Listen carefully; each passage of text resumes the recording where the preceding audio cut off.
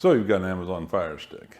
With it, you're able to see lots of great videos, TV shows, movies, live TV, pay-per-view events, sporting events. However, along with the good comes a little bit of bad. You might be suffering a few buffering issues, have some privacy issues, or possibly internet throttling. Well, there are a few settings you can do to help you out with that problem, or these problems. And we're going to get into that right after this. If you decide that this video has value for you, please like and subscribe and share with your friends.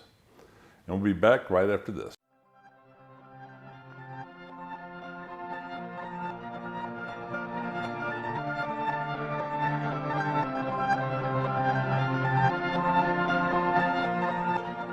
All right, welcome back.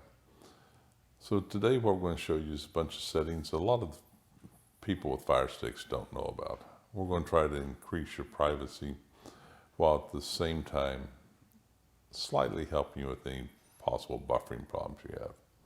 So if you have your remote, press home, then come on over to settings, go over to preferences. Start out with parental controls. We'll make sure, I have no children, so I'll make sure this is turned off. If you do have some, just follow the directions to establish a PIN. And you'll have yours on. I've got mine off. So let's go back. Privacy settings, important for everybody. Some people have all three of these turned off. Device usage data. Use personal data collected by the operating system's device for marketing and product improvement purposes. I don't think they need to see what I'm utilizing. Same thing with collecting app usage data. They don't need to know what apps I'm using all the time. Interest-based ads, I leave this on. You may not. It doesn't really matter. The only reason I do it is we're going to see some ads regardless. So I might as well see some that are somewhat tailored to my viewing habits. We'll go back one, go down to data monitoring. We'll just turn data monitoring off. Notification settings. Leave it as do not interrupt. Then app notifications. We're going to make sure these are all turned off. I'll go and do this and be right back in just a second, but make sure that they're all turned off. Go back one. Featured content. We've got allow video autoplay and allow audio autoplay. What video and audio autoplay do is anytime you go to home screen, there's a recommended series of videos that comes right below the home icon. And normally you're going to hear a video automatically play. It's going to run a clip with sound and everything. If you turn these off, all that shows there is a picture. I feel this just using bandwidth unnecessarily, so I turn both of them off. And then what you see is a picture. And if you want to see the other 5 or 6 of them, you just scroll to the right on them. And then we'll go back. We'll go over to My Fire TV. Go down to Developer Options, which is important for any person that has third-party apps. You want to make sure that both of these ADB debugging and apps from those sources are turned on. Then we go back again. We'll go over to Applications. First thing we want to do is go down to Game Circle. If you're a gamer, you may want to have this on. I don't really play any games with mine, so I just turn it off. Amazon Photos. I don't need to allow guest connections because I pretty much keep all my photos on my mobile device or PC or something of that nature, and if guests want to show them, we can find other ways of doing it. Amazon Photos, I like to make sure they're disabled.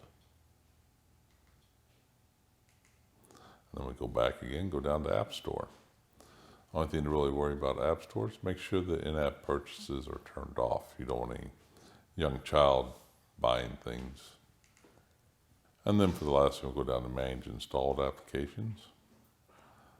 Most people that have third-party apps and people that follow me definitely have the Downloader application.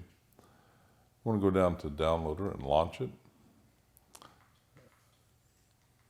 And what we'd like to do is, quite often we've got third-party APKs that have installation files.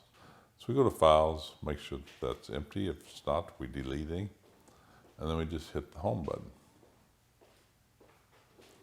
Okay, that's pretty much it for all the settings. But one thing I want to recommend is that if you're going to be using Firestick in third-party applications, I highly recommend using a VPN. There are several free ones, there's paid ones. Usually I find the performance on the paid ones better.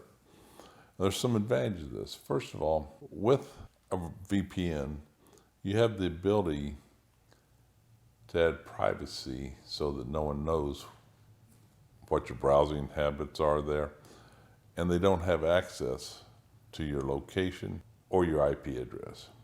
The second thing it does is it keeps your cable company from seeing that you're using various apps and purposely throttling your internet connection, giving you poor downloads. And the final thing is it gives you geographical discretion. In other words, if there's some show in Australia that you want to watch that possibly isn't available in the United States, I could switch or you could switch your location to Australia, and you'd have access to that. This happens quite a bit. I know recently people in the UK could not get Pluto while we could in the United States. Those with VPN were able to do that. So again, I highly recommend a VPN if you're ever using the Amazon Firestick. It gives you privacy, it helps avoid internet throttling, and gives you geographical discretion. So if you find this information to be of any value, please like and subscribe down below, and we'll see you on the next video.